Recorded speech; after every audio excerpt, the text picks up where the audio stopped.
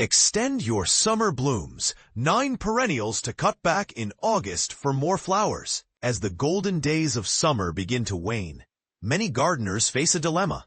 Let the vibrant colors of spring and early summer fade into memory, or take action to coax one last burst of life from their perennials. The answer is simple if you're willing to roll up your sleeves. With a little strategic pruning in August, you can enjoy a second wave of blooms that will keep your garden looking fresh well into fall. And this is the part most people miss. Pruning isn't just for winter prep. It's also a powerful tool for extending your garden's prime. Before we dive into specific plants, let's talk about why pruning works. When done correctly, cutting back overgrown stems and spent flowers sends a signal to the plant. Hey, there's still work to do.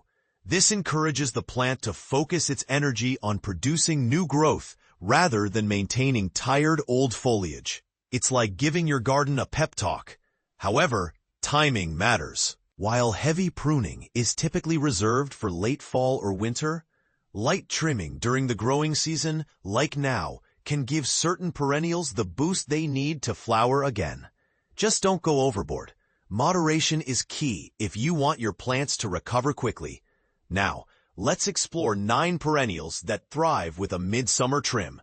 These beauties are perfect candidates for an August makeover, and with proper care, they'll reward you with even more blossoms before the cooler months arrive. Yarrow, a burst of warmth. Yarrow is a sun-loving perennial, known for its feathery foliage and clusters of tiny, tightly packed flowers atop long, slender stalks. Colors range from sunny yellows to crisp whites, making it a cheerful addition to any border. By August, though, those once sturdy stalks may start to droop under the weight of fading blooms. To rejuvenate Yarrow, cut the stalks back to their lowest set of leaves. For healthier stems still holding on to faded flowers, simply deadhead them. This gives the plant a chance to produce smaller but equally charming blooms later in the season. Garden phlox, star power. Few plants rival the lush elegance of garden phlox, whose star-shaped flowers form dense clusters in rich shades of pink, red, purple, and white. Butterflies adore it, and so will you, if you give it a little TLC in August to encourage reblooming. Trace each flower stem back to its budding point on the main stalk and make your cut there. Not only does this tidy up the plant, but it also allows for fresh growth. Bonus tip: save the cuttings. Strip off the lower leaves, pop them in fertile potting mix, and watch as new plants take root. Salvia, architectural beauty. The spiky silhouette of salvia adds drama to any garden, especially when its blue or purple spires rise above bright green foliage. Since salvias naturally bloom late in the season, August marks the midpoint for their flowering cycle. Deadheading spent spires is essential to keep the display going strong. Look for side buds branching off the main stem. Then snip the old spike right above the bud. This redirects energy toward new growth, ensuring continuous color. If your salvia has grown leggy, use this opportunity to shape it up. Lupins, towering splendor. Lupins are showstoppers, thanks to their towering spikes adorned with cascading plumes of vividly colored flowers. Whether planted en masse or mixed with complementary hues, lupins create a striking visual impact. Once their initial flush of blooms begins to fade, consider drastic measures. Cut the entire stalk nearly to the ground, leaving just a few inches of stem, or stop at the first visible bud. Either approach stimulates regrowth and could lead to another round of spectacular blooms. Delphiniums, majestic blues. Delphiniums are synonymous with grace, featuring tall spikes densely packed with layered, petal-rich flowers in dreamy shades of blue. Their dramatic presence makes prolonging their bloom time a top priority. After the first wave of flowers finishes in early summer, prune the entire spike down to the next viable shoot, or all the way to the base if no shoots remain. With luck, You'll be treated to a second act of floral magic come late summer. Cranesbill geraniums, low maintenance charm. Cranesbill geraniums are beloved for their hardiness and versatility, offering two-tone petals in a variety of colors. Though they bloom steadily through summer, by August they often look shaggy and unkempt. Fear not.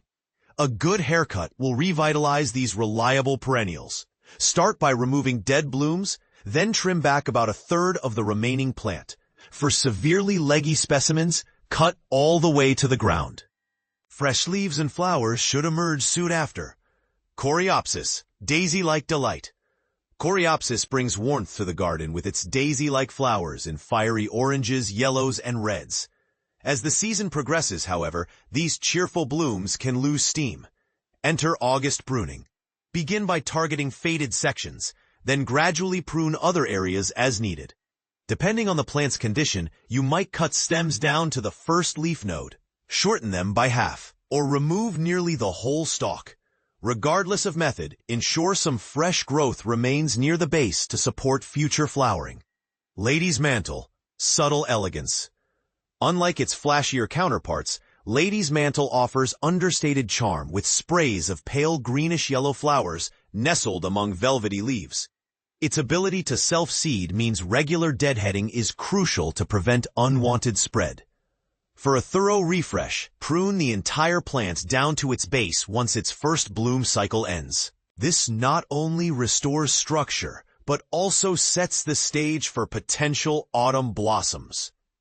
Campanula, bellflower bliss. Also known as bellflowers, campanulas enchant with delicate bell-shaped blooms clustered along slender stems. Available in blues, purples, pinks, and whites, they provide waves of color throughout summer. If your campanula looks lackluster by August, try cutting the stems back by half while shaping the plant into a neat mound. This encourages compact growth and ensures the next round of flowers stands out beautifully. But here's where it gets controversial. Is it really worth the effort to prune perennials in August? Some argue that nature should run its course without interference, while others believe a proactive approach yields better results. What do you think? Do you prefer letting your garden wind down naturally, or do you see value in coaxing extra blooms? Share your thoughts in the comments below. We'd love to hear from you. 7 plants to prune in August for a healthy garden. In August, the garden transforms into a tranquil haven, with growth slowing down and a golden hue settling over the landscape. It's a perfect moment to take a breather after the bustling summer season. But there's still work to be done, specifically some strategic pruning. While major cuts are reserved for winter and spring, certain plants benefit from a gentle touch-up in August. As a professional gardener, I've tackled everything from unruly wisteria in Tuscan courtyards to perfectly formed box balls in South Wales. No matter the garden style, August calls for delicate shaping. So whether you're dealing with runaway climbers or leggy herbs, here are 7 plants that should be pruned in August to keep them healthy and looking their best. This list is based on my summer gardening checklist, which you can explore further for more tips. First things first, it's crucial to know which plants should not be pruned in summer. Rhododendrons and camellias, for instance, set their buds during this time for the following spring's bloom, so premature cutting can rob you of next year's show. However, many other plants thrive with a little August attention, helping to maintain compact, bushy growth. Timing is key. August can be hot, especially during heat waves, so aim for cooler mornings or overcast afternoons. This approach is better for both you and the plants. 1. Box. However, if left unchecked, it becomes woody and sparse at the center. A light trim in August after flowering keeps it compact and bushy. Be cautious not to cut into bare wood, as this can kill the plant. Opt for mild days and use high-quality pruners like the Felco F2, available on Amazon. 3. Climbing hydrangea.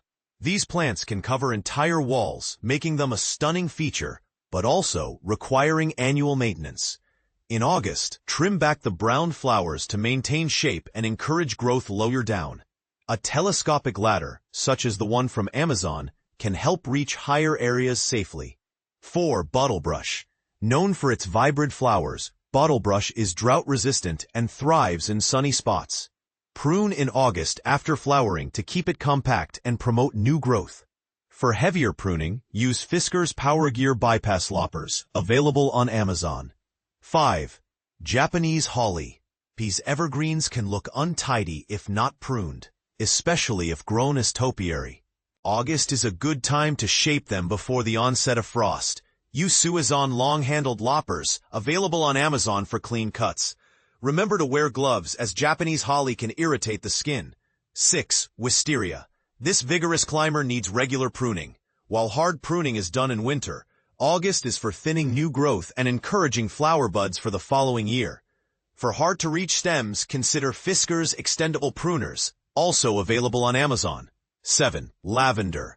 To prevent woody growth, prune lavender in August. Focus on green growth, avoiding the woody base.